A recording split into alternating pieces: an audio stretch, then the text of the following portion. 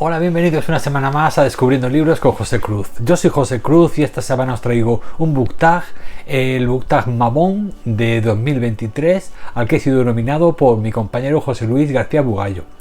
Un compañero gallego que tiene un canal, creo que tiene ya hace un par de años o así. No lo puedo asegurar ahora mismo, pero bueno, yo llevo ya tiempo siguiéndolo y bueno, y os recomiendo que lo descubráis y que lo sigáis también a José Luis, porque bueno, aparte de todas sus reseñas súper interesantes y que a mí me gustan especialmente porque toca mucho libro de aventuras y de ciencia ficción, sobre todo ciencia ficción, lo que más me gusta a mí en tema de clásicos como Isaac Asimov, Arthur C. Clarke, etcétera, pero bueno, también toca muchísimos géneros pues como de Julio Verne, en fin, muchos clásicos de aventuras con los que nos hemos formado de jovencicos y que bueno, y que él los rescata un poco del olvido y bueno, y no tiene ningún problema en buscar, como él dice, como un ratoncito de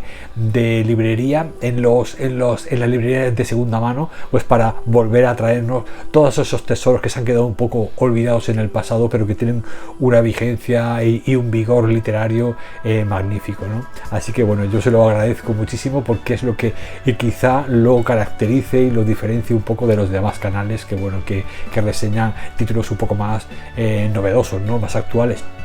Así que pues bueno, luego ahora están desde hace unos meses para acá está también entrevistando a escritores que ofrecen muchísimos consejos para escritores y para gente que está publicando por editorial o autopublicando sobre todo, y que creo que son consejos muy interesantes, pues, que a raíz de 2015 que empezó Amazon KDP a ofrecer autopublicación y otras muchas editoriales como Círculo Rojo, etcétera, están haciendo pues que bueno, que la autopublicación sea otra alternativa y bueno, una alternativa que hace que muchísima gente que siempre ha estado un poco oculta y apartada de las grandes editoriales tengan derecho a acceder, ¿no? a la autopublicación. Y por lo tanto José Luis los entrevista, nos informa de muchísimos detalles y muchísimos elementos interesantes al respecto de la autopublicación, y bueno, y creo que ya os digo que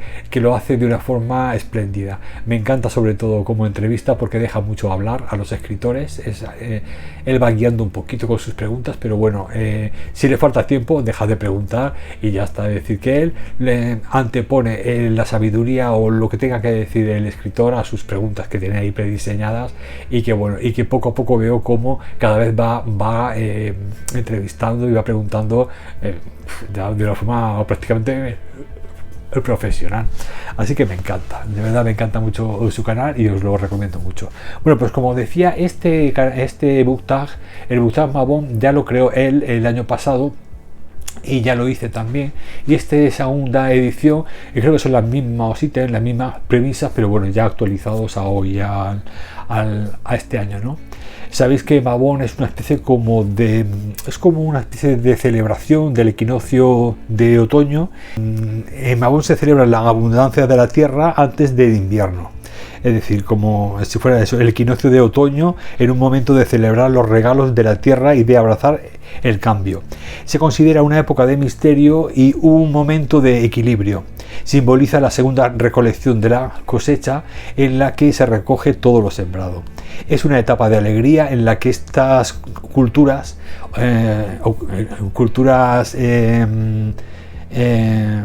paganas agradecen al sol la energía que les ha aportado. Y bueno, en base a esta premisa, pues bueno, José Luis nos trae 6 ítems que componen este book tag. Y empezamos por la primera premisa, que sería equinoccio, equilibrio, día de igual duración que la noche, un libro con luces y sombras. Bueno, aquí os voy a traer el tapiz amarillo de Charles Perkins Gilman. Bueno, Charles Perkins Gilman escribió este libro, El tapiz amarillo, como una especie de crítica, ¿no? O sea, es como tiene tintes autobiográficos, ¿no? Y era una especie como de crítica de, bueno, cómo se trataba a la mujer cuando tenía algún problema de depresión, porque digo que es autobiográfico porque ella entró en un periodo de depresión postparto que le hizo, pues bueno, recaer y no tener ganas de salir de la habitación, estaba muy decaída. Entonces, pues bueno, el cómo su marido la trataba, el médico de su marido, etcétera, se dio cuenta de que quizá hacían todo lo contrario a lo que se debería de hacer. En lugar de intentar socializarla, sacarla a relacionarse, a olvidarse un poco de los problemas, etcétera, la encerraban en una habitación y ahí se quedaba. Sabéis que en aquella época, en 1890 y pico, fue cuando publicó esta novela. Ella, pues bueno, en esa época estaba el tema del histerismo, que parecía que era como una enfermedad que afectaba a la psicología de la mujer, estrictamente de la mujer. Entonces, pues bueno, el histerismo, una mujer que por lo que sea se rebelaba o se quejaba o no era una mujer equilibrada y que era sumisa y que aceptaba lo que las normas, automáticamente era una histérica, ¿no? Y entonces no se le hacía caso y se le encerraba, se le apartaba, ¿no?, de los demás hasta que se le pasara el histerismo. Entonces, pues bueno, muchísimas enfermedades que luego fueron realmente descubiertas y diagnosticadas a nivel psicológico se confundían o se les nombraba, se les etiquetaba con el tema histérico si lo sufría una mujer. Por tanto, muchísimas de esas patologías, incluida la depresión, pues fueron confundidas y ocultadas con este tema con la etiqueta histerismo, que nunca ha sido ninguna enfermedad. Es decir, que es algo que ya os digo, que fue inventado por los médicos de aquella época, por los hombres, para aunar todas las enfermedades que podían afectar a nivel social a una mujer. Así que, pues bueno, en esta novela, en el tapiz amarillo, la mujer está encerrada en una habitación que está empapelada con papel amarillo y tiene como unas formas, como unas ondulaciones. Al principio no, pero llega un momento en el que el encierro se va prolongando y llega un momento en el que ya ve formas, ve que las formas de la pared se mueven, empiezan a tener vida. Lógicamente, si estás día y noche durante muchos días encerrada en una habitación, al final ya ves hasta lo que no existe, ¿no? Entonces, pues bueno, a raíz de esta novela tuvo mucho éxito y a raíz de esta novela pues supuso una especie como de crítica pues a esta relación de un poco de paternalismo y de intentar ocultar un poco los problemas que tenían las mujeres con la complicidad de los médicos. Y entonces llegó un momento en el que este libro, la verdad que fue un boom, fue un golpe y fue pues eso, una crítica hacia esa conducta arbitraria, paternalista y antifeminista, ¿no? O sea, contra las mujeres. Y tuvo mucho revuelo y de hecho, pues bueno, ella tenía mucha influencia social en aquella época porque escribía mucho en periódicos feministas, hacía conferencias, estaba inscrita en asociaciones feministas de principios del siglo XIX y ella, pues la verdad es que se movía muchísimo en el tema sufragista y fue una gran defensora pues de los derechos de la mujer. Y ya os digo, a raíz de aquel entonces, pues muchas de las técnicas que utilizaban para diagnosticar este tipo de enfermedades psicológicas, muchos médicos se lo cuestionaron, ya empezaron a dudar y a cambiar su comportamiento. No fue el caso del verdadero médico que la atendió a ella, que si bien al principio reconoció que quizá había sido demasiado ligero en aplicar ese tipo de diagnóstico y de haber prescrito el aislamiento, cambió de conducta, pero luego al poco volvió otra vez, al año y pico volvió a la suya. O sea que no fue el caso del médico que la trató a ella, que siguió con sus técnicas conservadoras, pero sí que muchos médicos a raíz de aquel libro y lo que suscitó creó un cambio muy drástico en este tema de las enfermedades diagnosticadas por género, que afectaba a la mujer, en este caso el histerismo, ¿no? Así que muy recomendada. Esto sería el claro, pero ahora os voy a decir el oscuro de esta autora, y es que Charlotte Perkins era una mujer racista, tenía esa parte oscura, esa ideología racista que era típica de los años 20, 30, fue la época más exacerbada de los escritores o de los intelectuales que estaban a favor de la esclavitud y del racismo, ¿no? y que se sentían anglosajones. Ellos eran ingleses sobre todo, y los negros eran pues mucho menos que una persona, ¿no? Así que pues, bueno, de hecho en 1908 Charles Percy Gilman escribió un artículo en el American Journal of Sociology defendiendo el odio hacia los afroamericanos y el restablecimiento de la esclavitud en Estados Unidos. Al llamar a los afroamericanos un gran cuerpo de extraterrestres, le llamaba, cuyo color de piel los hacía muy diferentes y en muchos aspectos inferiores, Gilman afirmó que la presencia de los no blancos en Estados Unidos era para nosotros un daño social.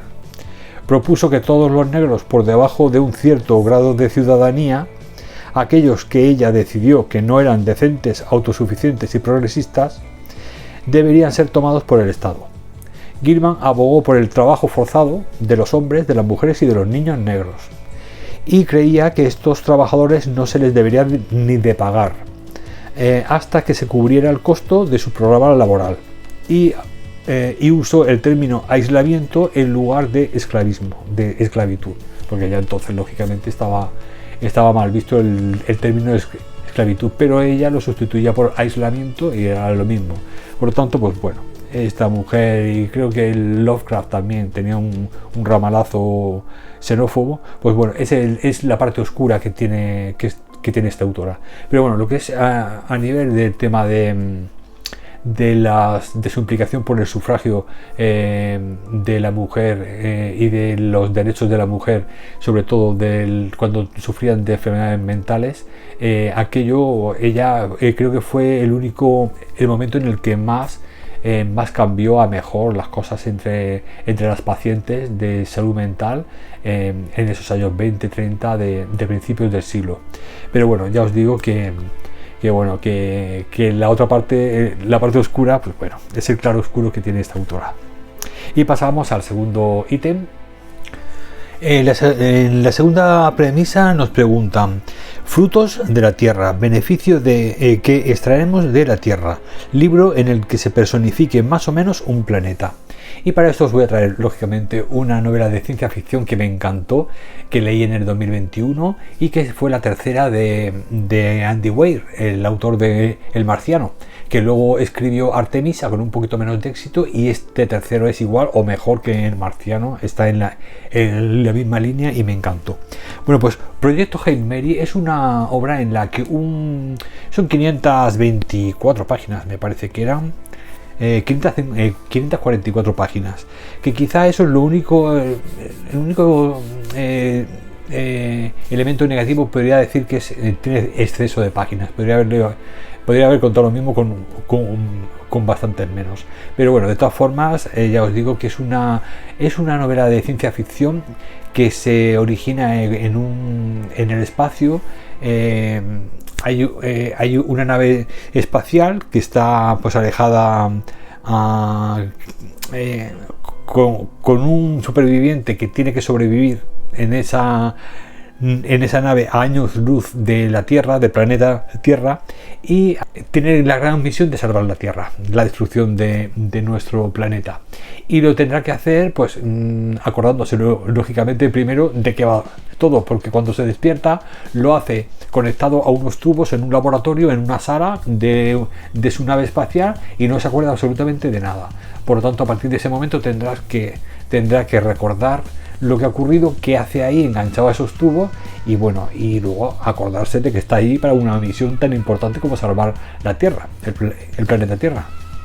No os puedo contar mucho más, sí que os tengo que decir que está cargado de términos técnicos y muy tecnológicos, muy científicos, como era el caso de El Marciano. Por lo tanto, podríamos considerarlo una obra de ciencia ficción dura, de estas que hay muchísima carga científica y por lo tanto bastante más realista que otras que tienen más ficción que ciencia. Aquí hay más ciencia que ficción, por lo tanto se le considera ciencia ficción dura, y por lo tanto esa es una de las que más me gustan a mí, de los géneros de la ciencia ficción que más me gustan, y sobre todo por eso, porque aprendes muchísimo según cuál haya sido la formación del escritor. En este caso es ingeniero, Andy Weir es ingeniero, pues creo que bueno, que tiene más que justificado el hecho de que todas las explicaciones que da a nivel científico son muy rigurosas y nos hace no solamente disfrutar de una novela que tendrá lógicamente sus partes novelizadas y de ficción, pero luego tiene otra parte de sustento científico que lo disfruta muchísimo. Como os digo, no os puedo contar mucho más porque esta es una de esas novelas que tenéis que descubrir a medida que os vais leyendo y descubriéndola, y os recomiendo que no leáis la sinopsis de la contraportada, no porque os diga mucho, pero sí que os quita un poco la intriga. Por lo tanto, os recomiendo que descubráis este libro de primeras, que empecéis a leer y ya está. Por el primer capítulo empezáis y nada, no leéis nada de este tema, de este libro, para que así os lo disfrutéis muchísimo más. Así que pues bueno, en esta segunda premisa sobre planetas, en este caso la salvación de nuestro planeta Tierra, que es la misión que tendrá este astronauta que hay por ahí perdido en una nave espacial. En la tercera premisa nos preguntan: caída de las hojas, libro al que le sobran páginas. Bueno, pues aquí os tengo que hablar de Los sonámbulos de Chuck Wendig. Los sonámbulos es un libro que, bueno, que la premisa me atrapó muchísimo cuando leí la sinopsis. El futuro, decían, el futuro sucesor de Stephen King, etcétera. En fin, lo típico, ¿no? Ahora todo el mundo quiere suceder a Stephen King. Bueno, pues esta novela, Los sonámbulos, se inicia se levantan un día por la mañana, una muchacha se levanta y empieza a caminar, sale de su casa y empieza a caminar, y como si fuera una sonámbula con el camisoncito, y va así caminando por la tierra. Y claro, su hermano, que la ve, tira detrás de ella, pero no puede despertarla. Ella continúa un camino, pero es que al poco ve que se le suma otra persona que sale de otra casa y otra que viene por otro lado. En fin, llega un momento que se van amontonando un montón de gente que van como sonámbulos caminando hacia una dirección fija, que nadie sabe hacia dónde van, y todos están pues como sonámbulos. Varias veces intentan despertarlos, pero bueno, lo que ocurre cuando intentan despertarlos es muy tenebroso. Por lo tanto, al final deciden no hacerlo, ¿no? Por lo tanto, pues bueno, para proteger la vida de estos sonámbulos, pues se va formando poco a poco detrás pues todo un ejército de familiares, de periodistas, de policías, de gente del ejército, pues gente civil, que están despiertos y que van detrás de los sonámbulos, que a poco el grupo se va haciendo cada vez más grande y no sabemos dónde van, ni lo que hacen ahí, ni por qué están todos sonámbulos. Por lo tanto, bueno, la premisa está muy bien, pero bueno, esta novela tenía páginas para echarle a los marranos. A ver, 800, creo que eran 800 páginas, efectivamente, 800 páginas. Y esto con 250, 300 máximo, se podría haber contado la historia perfectamente. Así que, pues bueno, una novela que inicialmente tenía muy buena premisa y muy buena pinta, pues bueno, luego ¿en qué ha echado las páginas, las 600 páginas que le sobran? Pues en una serie de relaciones entre los familiares que van ahí detrás hablando entre ellos. Se empieza a llamar empiezan a hablar de unas tonterías, a tomar unos comportamientos, unos en plan agresivos, las otras en plan niñatos, el otro. Entonces llega un momento que dice, bueno, si no fuera porque tenemos la trama de los sonámbulos, que quiero saber a ver cómo acaba la cosa y por qué se ha originado eso, pero tener que aguantar el truño ese de toda esa relación un poco incluso tóxica en ocasiones, vulgar, cutrona entre los personajes. Yo qué sé, hay un personaje o dos un poco más serios, pero todo lo demás, dicen, madre mía, si es que yo no sé, al final van a acabar, se van a matar entre ellos, digo, y no vamos a saber lo que les va a pasar a los sonámbulos. Vamos, lo que suele ocurrir a veces cuando este chico, por ejemplo, este escritor, Chuck Wendig, es un escritor que siempre ha escrito muchas novelas de Star Trek, de Star Wars, novelitas de estas de aventuras de Star Wars, como de segundos universos, ¿no? Y ahí estaba haciendo ahí sus prácticas con el tema de las aventuras espaciales. pero ha saltado al tema del terror y creo que no ha caído con buen pie. De hecho, este libro le dieron mucho bombo y ya no se le ha oído nada, es decir, fue pasar ese mes, 2 meses de publicidad editorial y luego ya no se ha vuelto a saber nada de él, así que pues, bueno, no habrá tenido mucho éxito, la verdad. Así que bueno, a este libro le sobran 600 páginas. La cuarta premisa nos dice Oktoberfest o recogida de la uva, un poco de fiesta pagana, libro gamberro o de fiesta. Bueno, no sé si os gusta, bueno, a los que os guste Agatha Christie, Sherlock Holmes, las novelas de misterio de principios del siglo XX, os traigo este libro que creo que os gustará muchísimo, que es Arsène Lupin, Caballero y Ladrón, que es el primero de la primera entrega de la serie de Arsène Lupin, que es igual que Sherlock Holmes en Detective, pues Arsène Lupin sería el ladrón, como su antagonista en el ladrón, igual de inteligente que Sherlock Holmes, pero para robar. Y normalmente suele robar a la grande fortuna, es decir, a la gente rica, nunca roba a las personas más humildes. Y es muy inteligente en cuanto a la forma de hacer es como el típico ladrón de guante blanco, y que luego, pues bueno, siempre organiza y planifica la huida y utiliza, o sea, está muy especializado en el tema del disfraz, el cambiar de voz, en fin. Eran pues aventuras, eran como una mezcla de novelas de misterio y de aventura, ¿no? Y ya os digo que era Maurice Leblanc, que era el escritor, el autor. Este hombre le pidió permiso a Conan Doyle para utilizar el nombre de Sherlock Holmes en sus novelas de Arsène Lupin como antagonista, y lógicamente Conan Doyle, bueno, se negó, dijo que no. Entonces pues como no podía utilizar el nombre por el tema de los derechos de autor, pues lo que hizo fue cambiarle la primera letra de una de las palabras que componen el nombre de Sherlock Holmes, y entonces lo llamó Sherlock Holmes. Y con el truquillo todo el mundo sabíamos que era Sherlock Holmes, y tú lo lees y dices Sherlock Holmes, pues lo hizo.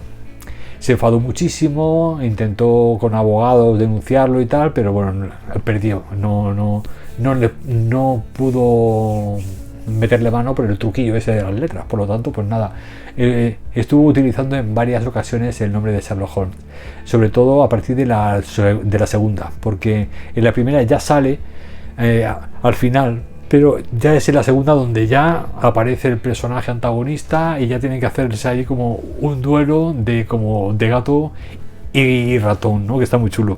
Esta novela es de Arsène Lupin, Caballero Ladrón. La primera tiene consta de 240 páginas, que eran más o menos las que tenía también las novelas de misterio de Agatha Christie, y es igual de simpática, igual de rápida, igual de bien construida. Te ríes mucho con la personalidad de uno y del otro, el británico formal y tal, y luego el otro el francés más a golfete.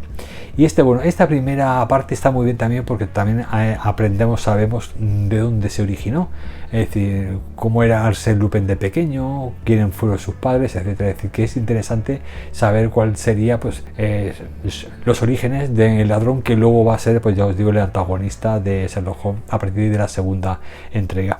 Así que pues bueno, esta os la recomiendo a todos, ya os digo, a todos los que os gusten estas novelas de misterio tan agradables y tan bonitas que se escribían en los 20, 30 del siglo pasado, y que bueno, que eran todas pues eso, típicas de como Agatha Christie y tal. Pues esta es del famoso ladrón francés, que bueno, que robaba a los ricos, a veces se lo daba a los pobres y otras veces se lo quedaba a él, pero era muy inteligente y os lo vais a pasar muy bien con él. Bueno, la quinta premisa sería Mes Sagrado, libro en el que los dioses toman parte. Bueno, no sabía qué traeros en esta premisa, pero he recordado una novela que se llama Hanowitz, que es una novela de ciencia ficción del autor, creo que es un autor catalán, Ricard Ruiz Garzón, que creo que también estaba coescrito con Salvador Macip, es decir, que serían los dos. Y creo que Ruiz García es un periodista, de Barcelona, nacido en el 73. Es también licenciado en Ciencias de la Comunicación y estudió Humanidades. Bueno, pues esta libro de ciencia ficción, pues bueno, es una novela que estaba bien, estaba muy bien hecha y era muy original.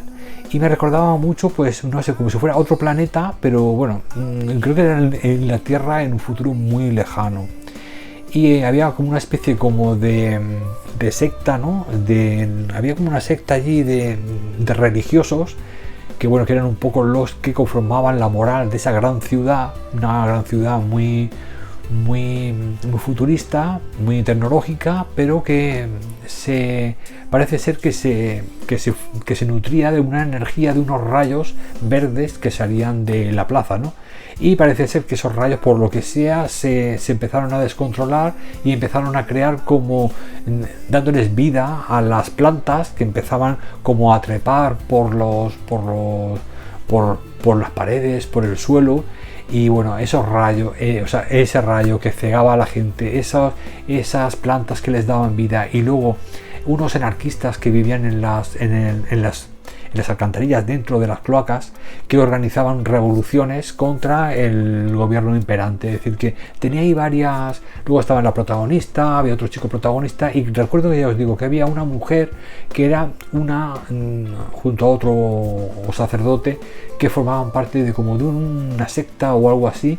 Y bueno, y es lo que me ha recordado el tema de los dioses a esta novela. Fue una novela muy fácil de leer, muy ágil, muy disfrutable, más entre aventuras, algo de misterio y también de tema, por supuesto, de ciencia ficción.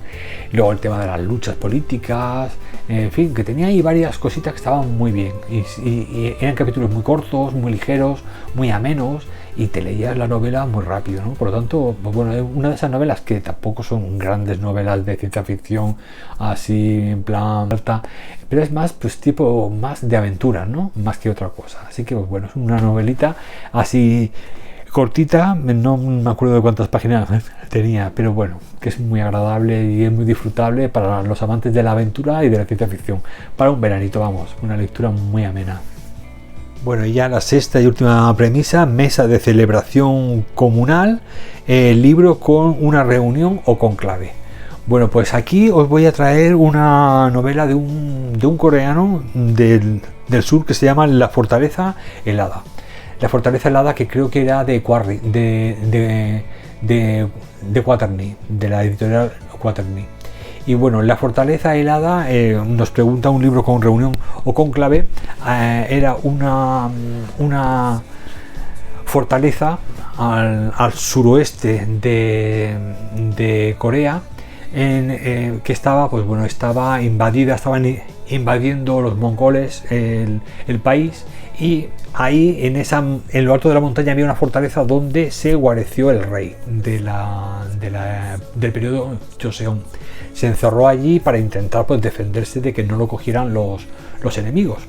Entonces allí en ese castillo pues se tenían que organizar las defensas, cómo tenían que traer los suministros de alimentos para cuando llegaran los enemigos y los cercaran. Entonces se iban formando este tipo de reuniones, de cónclaves muy periódicas, es decir, cada semana o cada pocos días se iban reuniendo el rey, los ministros, etcétera, y ahí veías también cómo se comportaban en esa época medieval los reyes de los aristócratas los monarcas coreanos, en aquella época, cómo se comportaban, las jerarquías, quién era el que realmente pensaba y te ofrecía alternativas, quiénes eran los que por miedo a las represalias del rey preferían callar, eran más conservadores, pero que a veces pues no ofrecían ninguna alternativa y estabas paralizado, nada más que a expensas de lo que hicieron los enemigos. Es decir, que tenía un poco de tema político, militar, lógicamente, luego social, también cómo vivía la gente allí en aquella. Al principio, lógicamente, los estamentos estaban muy separados, porque la gente del pueblo, aunque estuvieran dentro de la fortaleza, claro, luego cuando vienen los enemigos se meten todo dentro de la fortaleza, la gente del pueblo, de las aldeas. Y al principio la gente de las aldeas eran pues los vasallos, ¿no? Los siervos, ¿no? de los generales y de los monarcas de allí, pero luego poco a poco se va viendo cómo se van limando las distancias, las diferencias, cuando tienen que convivir entre todos y se ayudan. Incluso a veces gente del pueblo ofrecía ideas y ofrecía alternativas igual o mejores que los propios consejeros, ¿no?, que habían alrededor del rey. O sea que tiene, y bueno, y está también basado en hechos reales. También ocurrió, no sé si fue en 1200 y pico, o sea, cuando ocurrió estas cosas, siglo XIII, XII o XIII. Y bueno, ya os digo que tiene una base histórica real. Y luego ya os digo, la descripción de la montaña nevada, allá arriba la fortaleza de piedra, allí como diseñaban las estrategias para defenderse de los mongoles estos que se le acercaban. O sea que está muy chulo, muy chulo. Yo la verdad es que, y esas reuniones, esos cónclaves, estás en tensión porque no sabes ahí los tejemanejes, ¿no?, que se organizaban por detrás, ¿no?, y cómo podían luego resultar en que, bueno, te cortaban la cabeza si te ponías en contra de alguno que era superior a ti. En fin, estaba muy bien, y nos habla de la crudeza, ¿no?, histórica, de lo realista, ¿no?, lo crudo que era la vida en aquella época, ¿no? Y bueno, pues nada, con esto ya termino mis premisas. Y bueno, y nada, y ya me queda solamente nominar a mis 3 booktubers, por si les interesa, les apetece hacer el Mabón 2023. Y bueno, pues en primer lugar voy a nominar a Diana López del libro Divergente, que no sé si lo hizo el año pasado, pero bueno, este es el nuevo año, con nuevas premisas, o sea, las mismas premisas pero con diferentes lecturas. Así que pues bueno, si le apetece, es cortito, 6 premisas, pues bueno, creo que le gustará y puede responder también con libros muy chulos. Luego, en segundo lugar, a Silvia y Ángel el último libro de Robinson Crusoe. Si os apetece hacer también este book tag, pues bueno, invitados estáis. Pero bueno, voy a nominar también a Fer, a mi compañera Fer de Compañía Lectora, mi compañera y amiga booktuber argentina, que bueno, que ella sí que supongo que tendrá, pues bueno, para poder cubrir los seis ítems que nos propone este book tag. Y ya por último también a Mónica de 1000 libros y una vida. También te nomino, Mónica, pues bueno, si te apetece hacer este book tag de 6 ítems, pues bueno, invitada estás. Y nada, ya por último, pues otra vez agradecer a José Luis García Bugallo el que me haya nominado otra vez este nuevo año. Y bueno, y agradecerle también pues bueno, por esos vídeos y esas entrevistas y esa forma de llevar el canal de una forma tan agradable, que os invito de verdad que lo visitéis y que os suscribáis a él. Así que pues nada, ya solo me resta despedirme de vosotros una semana más. Gracias por pasaros a ver mis vídeos. Os deseo una semana maravillosa de buenísimas lecturas, y ya nos vemos la semana que viene con nuevos títulos. Muchas gracias, lectores, y un abrazo.